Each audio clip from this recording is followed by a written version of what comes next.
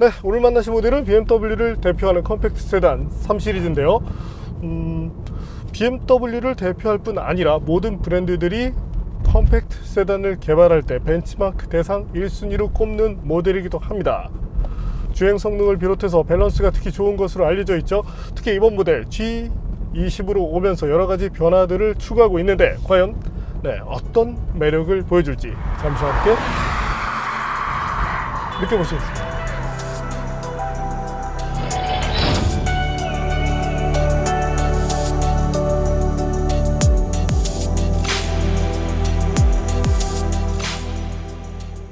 (7세대) 3 시리즈가 출시됐습니다.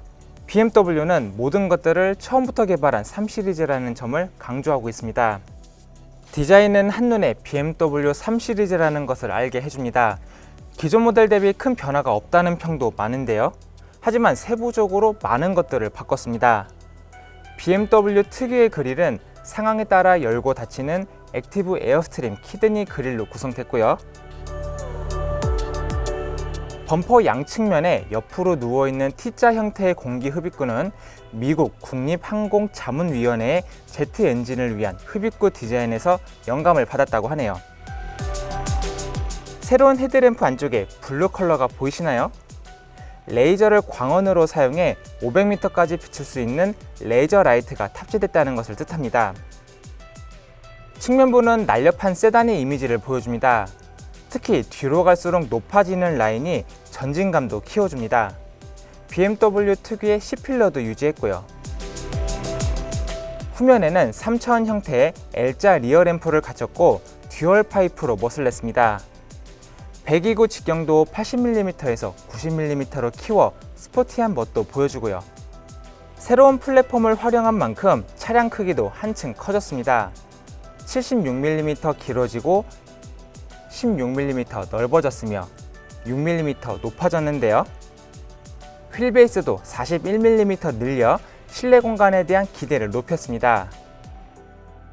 특히 현재의 320D 모델의 공기저항 지수는 0.26에서 0.23으로 적지 않은 개선이 있었습니다. 실내는 육각형을 테마로 합니다. 계기판과 센터페시아를 비롯해 각종 버튼들은 물론 심지어 스피커 커버까지 육각형으로 만들었습니다. 전체적으로 젊은 이미지를 강조했는데요. 디자인과 별개로 일부 소재나 패널에서 다소 저렴한 감각이 느껴지기도 합니다. 계기판은 12.3인치 크기의 디스플레이를 사용합니다. 주행 모드에 따라 색상이 변하고 다양한 정보도 보여주지만 테마 자체가 바뀌지는 않습니다. 센터페시아 모니터는 10.25인치이며 최신 버전의 인포테인먼트 시스템 덕분에 사용 편의성이 좋아졌습니다. 하단에는 공조장치와 오디오 버튼들을 일렬로 배치해 센터페시아가 깔끔한 느낌을 주도록 했고요. 기어레버 주위에도 다양한 버튼들이 자리합니다. 시동 버튼의 위치도 옮겼죠. 기어레버 자체 디자인도 바꿨습니다. 기존 것과 비교해볼까요?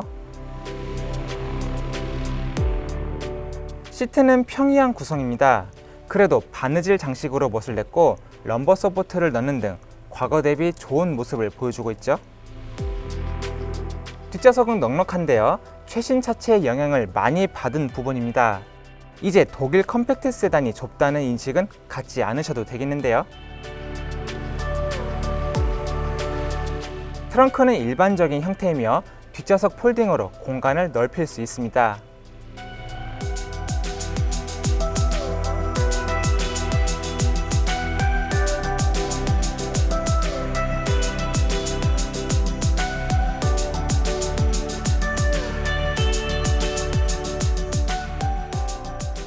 잠시 신형 3 시리즈, 그 중에서 320D 모델이 들려주는 감성 측면의 소리들을 들어볼까요?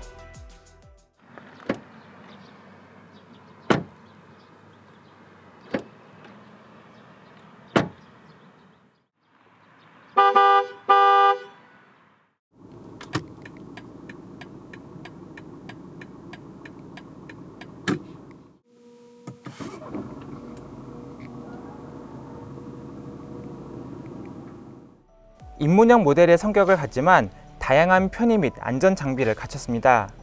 360도 전방위를 애니메이션 효과까지 더해 보여주는 어라운드 카메라,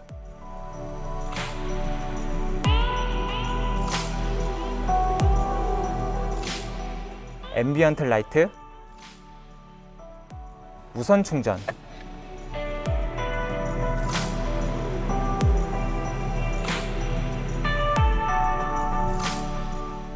트라이존 에어컨, 자동 주차 등 다양한 기능이 탑재됐습니다. 사운드 시스템은 하만카돈 사양으로 스피커만 16개가 사용됩니다. 안전 장비로는 상급 사양의 고급 시스템이 적용됩니다. 정차 및 재출발이 가능한 어댑티브 크루즈 컨트롤, 전방 추돌 경고 및 긴급 제동, 차선 이탈 경고 및 중앙 유지 기능, 사각 및 후측방 경고, 오토 하이빔 등이 있습니다. 눈에 띄는 기능으로 후진 어시스턴트가 있는데요.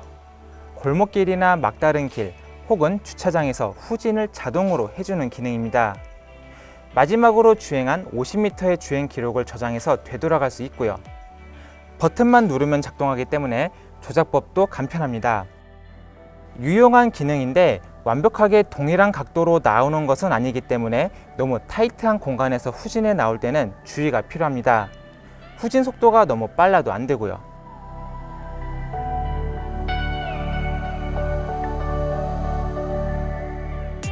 테스트 모델은 320D 럭셔리 라인입니다. 5,620만 원이라는 가격에 보시는 것과 같은 옵션 패키지가 추가됐습니다. 6천만 원에서 20만 원 부족한 가격이네요. 하지만 BMW는 할인에 관대한 편이라 시간이 조금 흐르면 정상 가격을 찾게 될 것이라는 전망도 많습니다.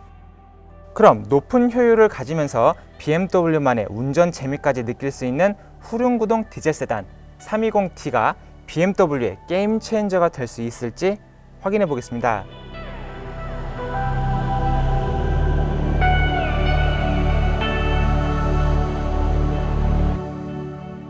네, 본격적으로 들어가기에 앞서 이번 3 시리즈가 눈에 보이는 부분 이외에 어떠한 부분이 개선이 되고 또 발전이 됐는지 한번 알아보겠습니다. BMW에서 이렇게 이야기를 했는데요. 3 시리즈는 최고의 스포츠 세단이어야 한다. 3 시리즈에 대한 대단한 자부심이 느껴지는데요. 그런데 그냥 광고용으로 한 얘기는 아닌 것 같습니다. 이번 3 시리즈는 크게 3가지 부분에서 초점을 맞추고 새롭게 연구 개발이 이루어졌는데요. BMW는 먼저 스티어링 피드백부터 손봤습니다. 운전하는 손맛이라고 할 수 있겠는데요. 여기에는 얼라이닝 토크라는 개념이 필요합니다. 이것은 스티어링 휠이 원래 위치로 되돌아가기 위한 힘을 뜻하는데요. 주로 레이싱 쪽에서 사용하는 용어인데 쉽게 말해 이 얼라이닝 토크가 강해지면 코너에서 운전자에게 전달해주는 피드백이 조금 더 명확해집니다.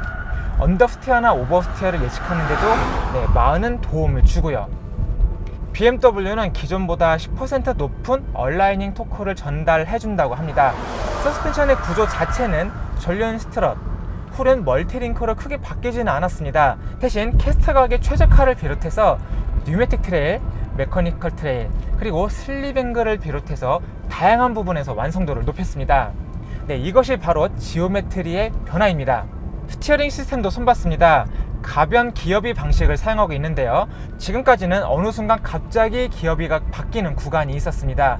스티어링 휠을 조작할 때 이질감이 느껴지는 부분이었기 때문에 소비자분들께서도 많은 지적을 했었는데요.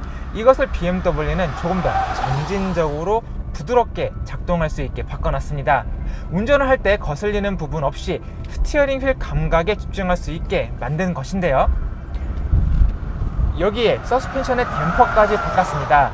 리프트 릴레이티드 댐퍼라는 이름으로 불리는데 댐퍼 안에 또 다른 작은 댐퍼를 넣은 구조라고 생각하시면 됩니다. 평상시에는 댐퍼 안에 댐퍼가 작동을 하기 때문에 부드러운 승차감을 만들어 주고요. 만약에 차량에 중량물이 실리거나 빠르게 달린다면 안쪽 댐퍼가 수축을 하고 결과적으로 더 높은 댐핑 압력을 만들어 줍니다. 덕분에 댐핑 강성은 50%나 더 높일 수 있었다고 합니다. 승차감을 해치지 않고 말이죠. 자동차가 잘 달리기 위해서는 더 낮고 넓으면서 가벼울수록 좋습니다. 신형 3 시리즈는 그렇게 바뀌었는데요. 먼저 앞바퀴간 거리는 43mm 넓혔고 뒷바퀴간 거리는 21mm 넓혔습니다. 차체는 더 크고 넓어졌지만 무게는 55kg까지 낮췄고요. 전륜 서스펜션 스트럭과 엔진 서브 프레임은 이제 알루미늄으로 만들어집니다. 이것만으로도 7.5kg의 경량화를 이뤘고요. 엔진 후드와 전면 패널 등도 알루미늄으로 만들어서 추가적으로 15kg을 더 줄였습니다. 동시에 전후 무게 배분은 정확히 50대 50으로 맞췄고요. 그렇게 경량화를 추구하면서도 전후 무게 배분을 50대 50으로 맞췄다는 점이 참 신기하죠. 크기를 키우고 무게를 줄이면서 강성은 25%까지 높였습니다. 이 중 프론트 서스펜션 마운트와 서브 프레임 마운트 부분의 강성은 50%까지 높였습니다. 차체 강성을 비롯해서 마운트 부분의 강성을 집중적으로 높였다는 것은 그만큼 해당 부분의 자유도가 올라갈 수 있었다는 것을 뜻합니다. 강성이 받쳐주기 때문인데요. 덕분에 일정 수준에서 타입하지 않고 완성도를 더 높일 수 있었습니다. 현재 저희가 테스트를 진행하고 있는 320T, 아무래도 고연비 중심의 모델이다 보니까 이 차가 진정한 3시리즈다 라고 말하기는 조금 어려움이 있는 것은 사실입니다. 대신 기본기가 전세대 모델보다 크게 높아졌고 앞으로 나올 고성능 모델에 대한 준비가 철저하게 이루어졌다는 것 정도는 알 수 있겠죠. 자동차는 파워트레인의 성능도 중요하지만 셰시를 비롯해서 이것을 어떻게 조율할 수 있는지도 정말 중요하다는 것을 이번 3시리즈가 잘 보여준 것 같습니다.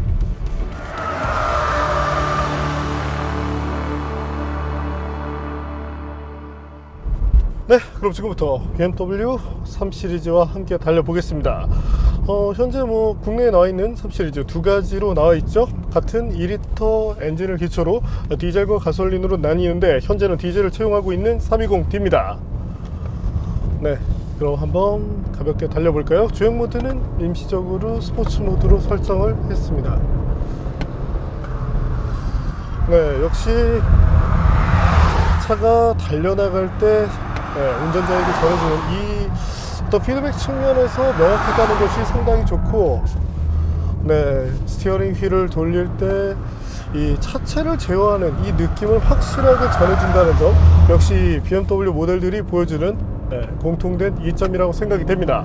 엔진은 2.0L 디젤을 기초로 하고 있죠. 새로운 엔진인데 사실 출력 자체가 크게 늘지는 않았습니다. 190마력, 최대 토크도 40.8kgm로서 사실 이제 업계의 이 표준적인 그런 수치와 토크를 보여주고 있는데, 그래도 약간 이 성능을 지향하는 그런 BMW라는 것을 감안하며 향후 버전에서는 그러다 200마력 정도를 찍어주면 어떨까, 이렇게 생각을 해봅니다. 하지만 수치적으로 본다면 타사 모델들과 차이가 없고 실제 이 체감 성능에서도 그런 차이를 쉽게 느끼고 있지 않습니다. 자, 그렇다면 이 320D 과연 얼마만큼의 가속 성능을 보여주는지 한번 확인해 볼까요?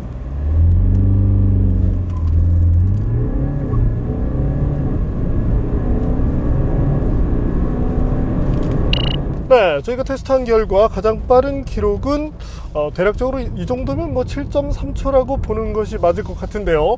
동급 모델인 이제 C클래스와 비교를 했을 때 아무래도 이제 온도 탓인지 C클래스 쪽이 조금 더 빠른 것으로 나타났습니다. 아무래도 이제 터보차저를 사용하는 엔진들 이 흡기 온도에 조금 민감할 수 있는데, 오늘 이미 날이 대략적으로 이제 대기온도 이제 30도를 전후하는 시점이기 때문에 테스트 환경으로 본다면 그래도 C클래스 쪽이 조금 더 유리했고, 하지만 실제 이 디젤 모델이 가솔린보다는 편차가 조금 적은 편이기 때문에 이런 점들을 감안한다면 C클래스와 비슷한 수준, 혹은 정말 미미하지만 한 0.1초 정도 쳐질 수 있다, 이 정도로 봐주시면 될 것 같습니다. 그래도 이 변속기가 전해주는 느낌에서는 분명히 확실한 이점을 보여주는데, 이 BMW가 늘 자랑하는 8단 자동 변속기, 무엇보다 상당히 빠른 이런 반응이 인상적입니다. 각단의 기어비도 적절하고 무엇보다 패드를 다룰 때 이 요즘에는 뭐 현대차를 비롯해서 여러 브랜드들이 이 폭스바겐의 이런 것들을 좀 벤치마크하고 있는데, 시각적으로 지금 보이시죠? 네, 타코미터의 움직임 상당히 빠르게 전개가 됩니다. 그래도 이 실제 체결하는 부분에 있어서 자동 변속기로서는 BMW의 이 8단이 상당히 좋기 때문에 적어도 변속기에 대한 그런 아쉬움은 나오지 않습니다. 또한 이 각 모드에 따라서 약간의 이제 차이가 나는데, 현재는 가장 이 변속기가 빠르게 작동할 수 있는 스포츠 플러스 모드에서 운전을 하고 있는데, 이때 어떤 체결될 때 약간의 쇼크를 남깁니다. 아무래도 빠른 변속 때문에 나타나는 현상이죠. 물론 단점은 아니고 장점이 됩니다.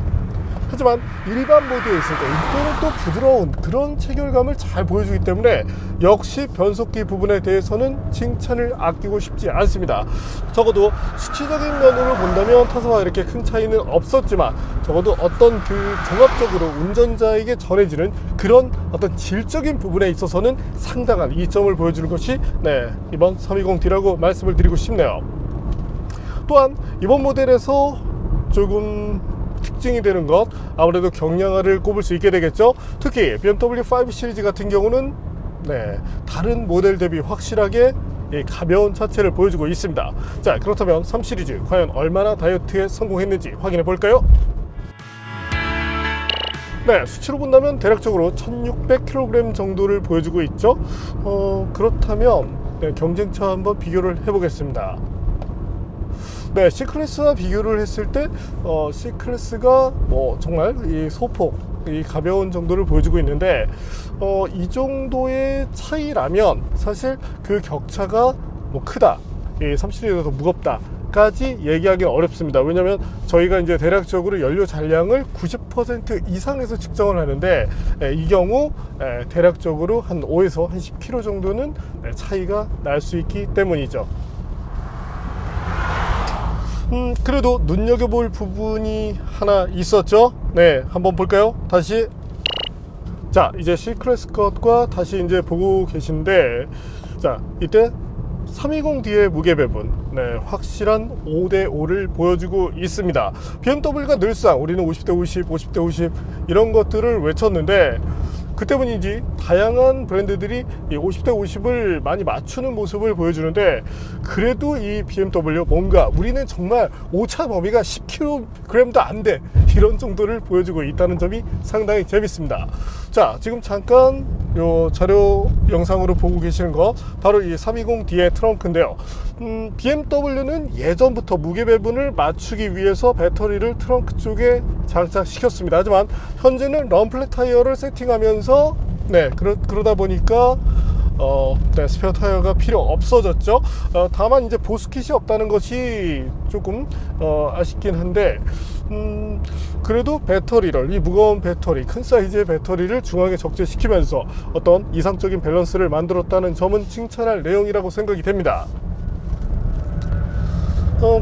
그 때문에 현재처럼 스티어링 휠을 돌리는 환경, 코너링에서 얻어지는 만족감이 충분히 좋습니다. 또한 핸들링, 뭔가 이 과거의 BMW가 상당히 기계적인 그런 모습을 보였기 때문에 그것과 비교를 한다면 상당히 이 대중과의 타협을 많이 했다라고 느끼긴 합니다. 하지만 이 어떤 차를 제어하는 부분에 있어서 이 본질적인 부분만큼은 유지를 해나가고 있기 때문에 핸들링이 예전만 하지 못하다, 이런 생각은 들지 않네요.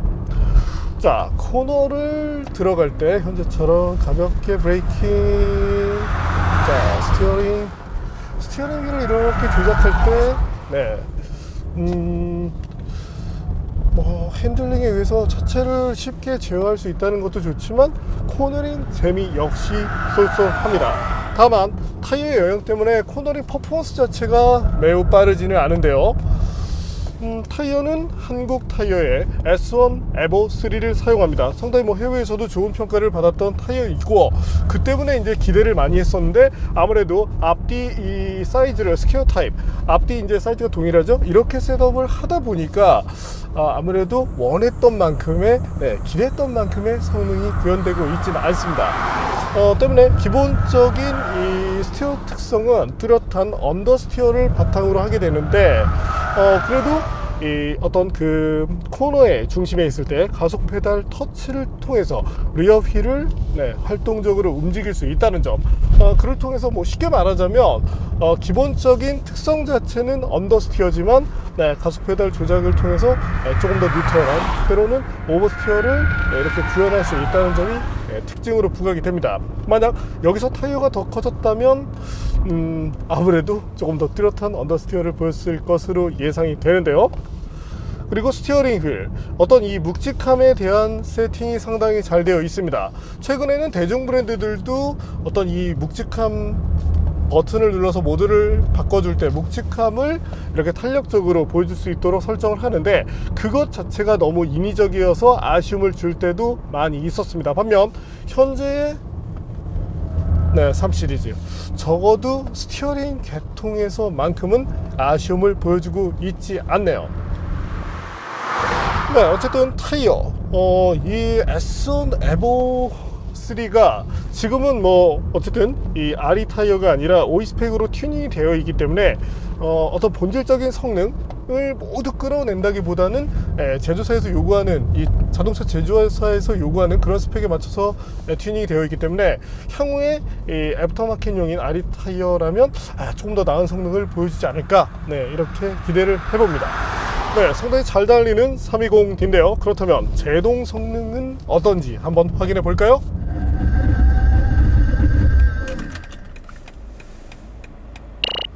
저희가 테스트한 결과 38m를 보여주었는데요. 38m대. 사실 38m대라는 것도 중요하지만 이와 같은 성능이 계속적으로 나왔다는 점이 좋습니다. 덕분에 평균 제동 거리 역시도 38m대를 마크해내고 있는데요. 적어도 BMW가 이 달리는 부분, 이것도 상당히 많이 어필을 했지만 달리는 만큼 설 수 있는 이런 능력을 충실하게 구현해 줬다는 점은 칭찬을 아끼고 싶지 않네요. 다만 이 제동거리 측면으로 본다면 아무래도 이제 현재 모델이 본격적인 이런 스포티함을 추구한 모델은 아니다 보니까 캘리퍼라든지 이런 부분이 이제 일반 사양이죠. 그 때문에 조금은 평이한, 제 입장에서 이제 BMW이기 때문에 이런 얘기를 드린 건데 조금 평이한 그런 숫자가 나왔지만 향후에 어떤 본격적인 어떤 스포티한 패키지 이런 것들이 장착되면 조금 더 나은 성능을 보여줄 것으로 기대가 됩니다. 그런 측면으로 본다면 330i가 역시 기대를 충족시켜 주지 않을까 싶기도 하고요. 자, 어떤 본질적인 달리기 부분으로 본다면 여전히 잘하는 모습을 보여주고 있습니다. 다만 이 어떤 일부 것들이 제 입장에서는 약간 조금 아쉬움으로 다가오는데, 어떤 뭐 계기판의 디자인이라든지 이런 것들이 이미 5 시리즈에서 봤던 것이었죠. 또한 이 디스플레이 패널 상당히 좋습니다. 다만 이것을 이제 현대 소나타에서 이 같은, 심지어는 이쪽에 이 곡선을 바탕으로 해서 이렇게 사다리꼴로 끝나는 이런 것을 먼저 봤기 때문에 뭐 조금 이런 아쉬움이 들긴 하네요. 하지만 어떤 인포테인먼트 시스템의 반응 속도라든지 이런 부분에서는 더 월등해서 좋긴 합니다. 하지만 이 인포테인먼트 시스템을 다룰 때, 물론 터치도 되지만 이 컨트롤러 주변에 있는 버튼을 누를 때 조금은 이런 고급화된 느낌을 전해주면 좋을 것 같습니다. 지금은 가끔 이제 패널의 어떤 그 특정 부위를 누를 때 약간 좀 찌걱거리는 이런 느낌이 있는데, 이것이 이제 촬영이 많아지게 되면 조금 더 강조가 되겠죠. 이런 부분에 대한 튜닝을 조금 더 깔끔하게 해나가면 좋겠습니다. 또한 지금 보면은 뭐 히팅 시트를 비롯해서 뭐 맥스 리어 오토 이렇게 공조장치 혹은 이제 어떤 기능을 조작하기 위한 이런 버튼들이 마련되어 있죠. 버튼의 조작감 자체는 별 아쉬움이 없는데 어떤 이 폰트라든지 이런 것들이 약간 더 이런 성의를 더해주면 좋지 않을까 싶긴 하네요. 사실 고급 브랜드로 갔을 때는 이 작은 것들이 모여서 하나의 큰 완성체를 만들게 되고, 그를 통해서 만족감을 전해주는 것이 프리미엄 브랜드들의 상품이기도 하니까요. 승차감은 상당히 좋은 편입니다. 서스펜션의 움직임 역시도 그렇고요. 이 정도라면 일상에서 어떤 조금은 거친 노면을 만나더라도 큰 불만을 자아내지는 않을 것 같습니다. 이제는 더 BMW가 예전에 벤츠 같은 그런 부드러움을 보여주고 있다는 점도 재미가 있네요.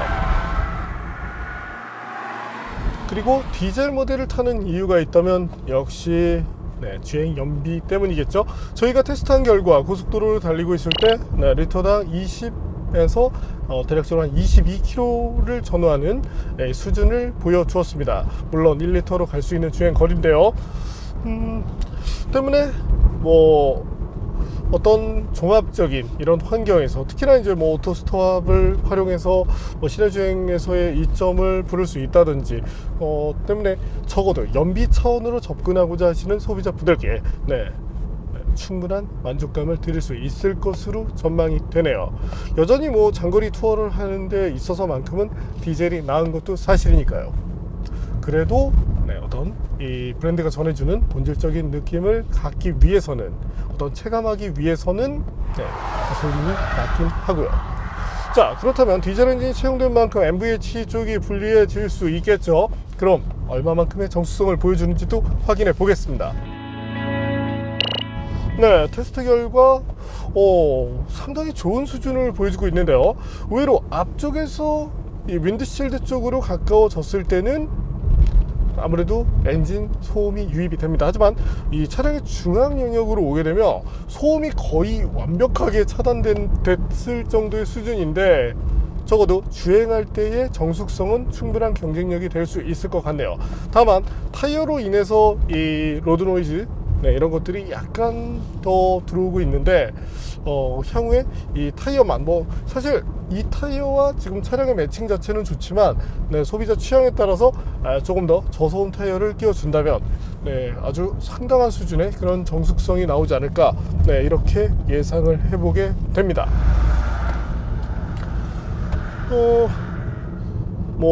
어떤 신차로서의 그런 신선함보다는 조금 더 완성도를 높여놓은 것이 이번 G20이라고 생각이 되는데요.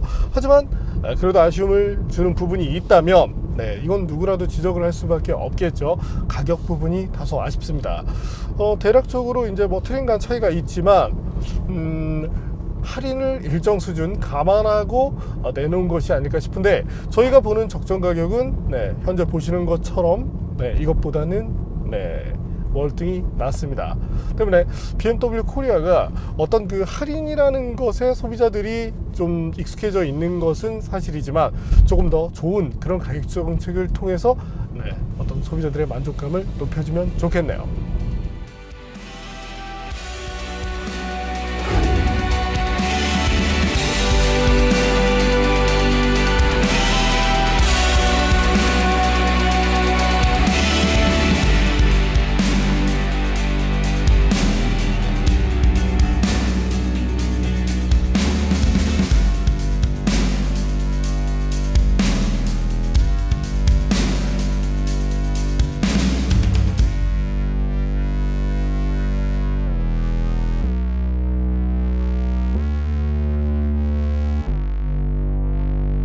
오늘 만난 BMW 320d, 사실 이 330i라든지 M340i가 있기 때문에 이를 통해서 뭔가 본격적인 그런 3 시리즈에 대해서 논하기는 힘듭니다.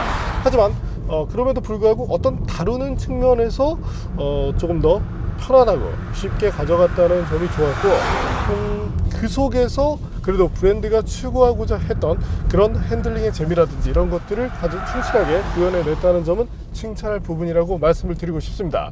향후에 가격 정책만 조금 더 긍정적으로 가져갈 수 있다면 더 많은 소비자들이 정말 신차가 나오자마자 이 BMW에 대해서 지지를 하게 되지 않을까, 네, 이렇게 생각을 해보게 되네요.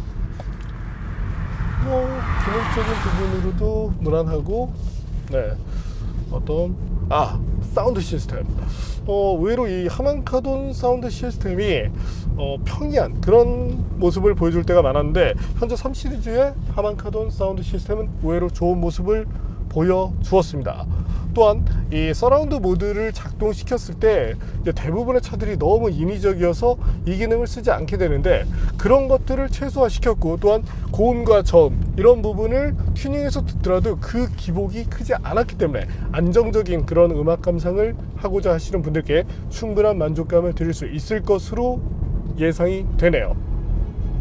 네, 오늘은 BMW가 자랑하는 대표적인 컴팩트 세단 320D를 만나봤습니다.